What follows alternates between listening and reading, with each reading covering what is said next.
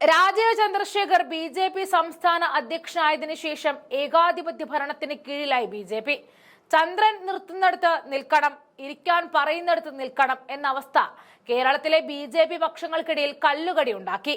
ഇപ്പോഴിതാ കേരളത്തിലേക്ക് അമിത്ഷാ എത്തും മുൻപേ സുരേന്ദ്രനെയും മുരളീധരനെയും പറമർപ്പിക്കാനുള്ള നീക്കത്തിലാണ് രാജീവ് ചന്ദ്രശേഖർ ഉള്ളത്. ബി.ജെ.പി. സംസ്ഥാന ഭാരവാഹി പട്ടിക ഇന്ന് പുറത്തിറക്കിയേക്കും എന്ന റിപ്പോർട്ടുകൾക്കിടയിലാണ് സുരേന്ദ്രന്റെയും മുരളീധരനെയും ഒതുക്കാനുള്ള നീക്കം നടക്കുന്നു എന്ന് അറിഞ്ഞത്. 10 ഉപാധ്യക്ഷന്മാർ ഉൾപ്പെടെ 25 ഭാരവാഹികളെയാണ് പട്ടികയിലുള്ളത് എന്നാണ് വിവരം.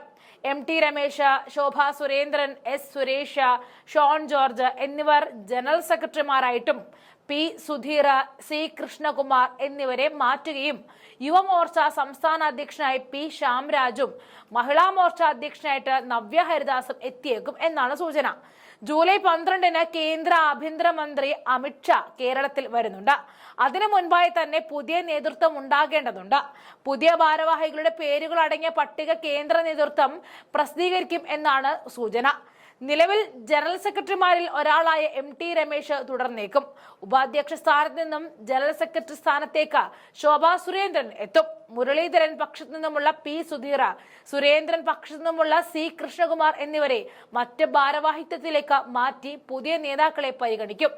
സംഘടനയെ ചലിപ്പിക്കാൻ തനിക്ക് കൂടി സ്വീകാര്യതയായ നേതാക്കളെ രാജീവ് ചന്ദ്രശേഖർ പരിഗണിക്കാൻ തീരുമാനിച്ചാൽ ഷോൺ ജോർജ്, എസ്. സുരേഷ് എന്നിവരെ ജനറൽ സെക്രട്ടറി പദത്തിലേക്ക് കൊണ്ടുവന്നേക്കും. യുവമോർച്ചയുടെ സംസ്ഥാന അധ്യക്ഷനാകാൻ സാധ്യത കൂടുതൽ ശ്യാം രാജിനാണ്. മഹിളാ മോർച്ച അധ്യക്ഷനായിട്ട് കഴിഞ്ഞ പാർലമെന്റ് തെരഞ്ഞെടുപ്പിൽ വയനാട്ടിൽ നിന്ന് മത്സരിച്ച നവ്യ ഹരിദാസ് എത്തിയേക്കും. നേരത്തെ യുവമോർച്ച മഹിളാ മോർച്ച അധ്യക്ഷ തെരഞ്ഞെടുപ്പിന് അഭിമുഖം വെച്ചത് വലിയ വിവാദമായിരുന്നു. സംസ്ഥാന അധ്യക്ഷൻ രാജീവ് ചന്ദ്രശേഖർ, ശോഭ സുരേന്ദ്രൻ, കുമ്മനം രാജശേഖർ എന്നിവരാണ് അഭിമുഖം നടത്തിയത്.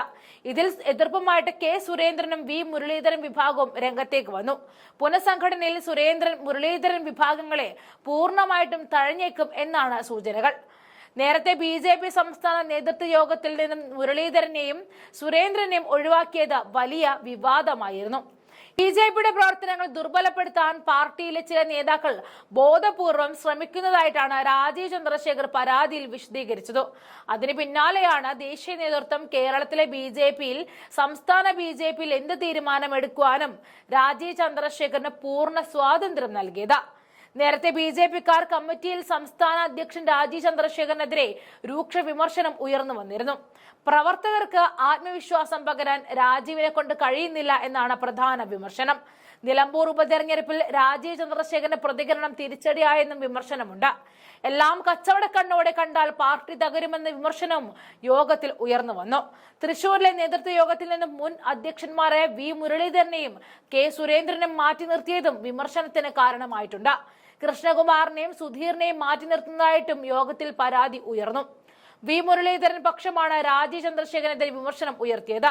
അങ്ങനെ ഒരു രാജീവ് ചന്ദ്രശേഖരന്റെ ഒരു പൂണ്ട് വിളയാട്ടമാണ് ബി.ജെ.പിയിൽ ഇപ്പോൾ നടക്കുന്നത്. ചുരുക്കത്തിൽ അതിൽ ഒത്താശ പാടാൻ ദേശീയ നേതൃത്വമുണ്ട് എന്ന് തന്നെ നമുക്ക് പറയാം.